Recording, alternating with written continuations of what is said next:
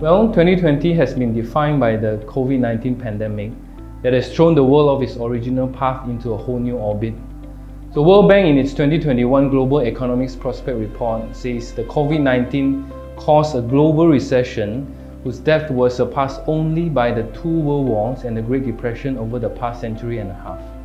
So when it comes to the environmental, social and governance (ESG) or sustainability agenda, calls to align businesses with these non-financial metrics have been growing more and more forceful and compelling even before the pandemic upended the economy and exposed vulnerabilities in the global system.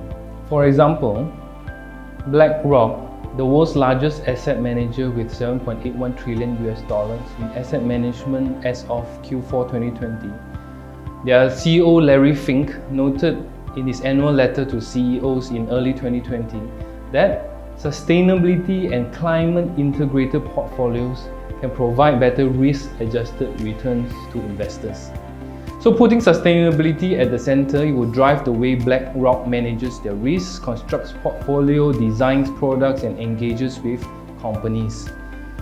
One of the key investment themes that is identified to shape the market in 2021 will be an increased focus on sustainability, rising inequality, and the dominance of e-commerce at the expense of traditional retail, whereby the strategic implication will be to put preference on sustainable assets.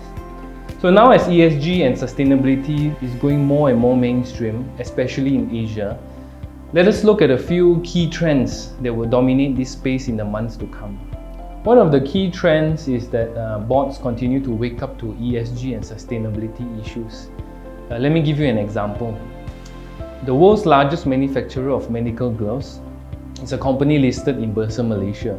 They started off the new year defending their board after BlackRock, which I mentioned just now, voted against the re-election of 6 independent non-executive directors and a separate proposal for a senior independent director to continue in office as an INED.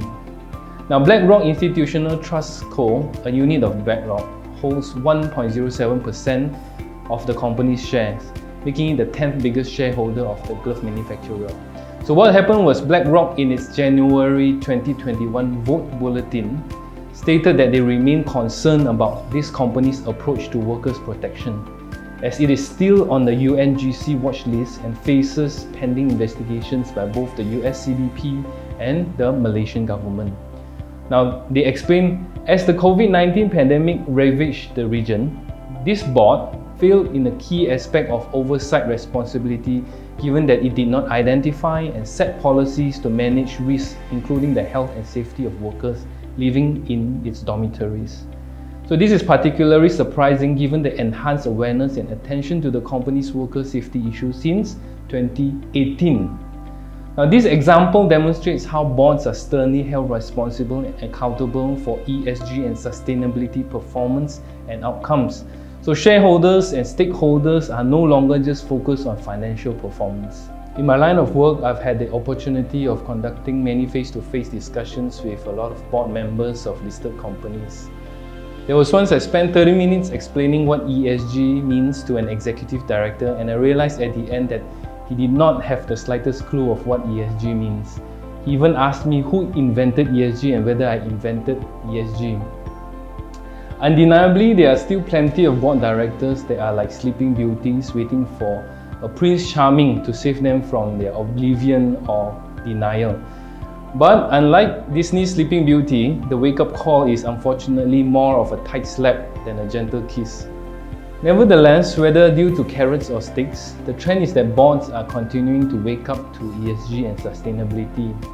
Those that are first movers will definitely outshine the laggards. Now, there are several questions that boards can ask in terms of ESG commitments and how to chart a path forward. 1. Are ESG risks included in a company's enterprise risk management program? Number 2, is ESG being crafted into the company's long-term strategy? 3, when investors want to talk about the company's long-term sustainable value, who should be asked to step in? 4, does the company have the information it needs to oversee its ESG strategies and risks? 5, has the company considered using a framework or standard to assess and report ESG metrics at the company? Number 6, can the company improve the transparency of its ESG disclosures considering investors' expectation? And last but not least, is the company effectively telling its ESG story to investors? Now, due to the complexity of sustainability and ESG related issues, boards can choose to adopt 2 approaches for a start. They can establish a dedicated sustainability committee internally. You can start from scratch.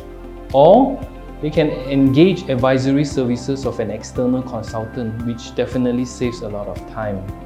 Moving forward, company boards are also opting to use more carrots instead of sticks when pursuing their sustainability and ESG commitments. For example, the car maker Volkswagen plans to link their top executives' bonuses to ESG targets to bolster their sustainability credentials. Their chairman recently told Bloomberg News, integrating ESG criteria into the bonus calculations of their management board offers concrete incentives to pursue their sustainability goals that they have outlined. ESG initiatives will be tracked using key metrics including decarbonization and diversity indices. The iPhone maker, Apple Incorporated, has also announced that they will modify executive cash bonuses based on whether the executives act within the company's social and environmental values. Now, beginning in 2021, an ESG modifier based on Apple values and other key community initiatives will be incorporated into their annual cash incentive program.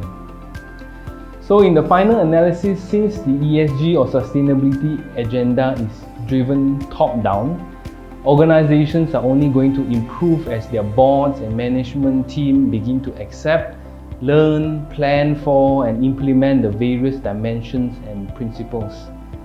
Then we can see the coming together of people, planet, prosperity, peace, and partnerships.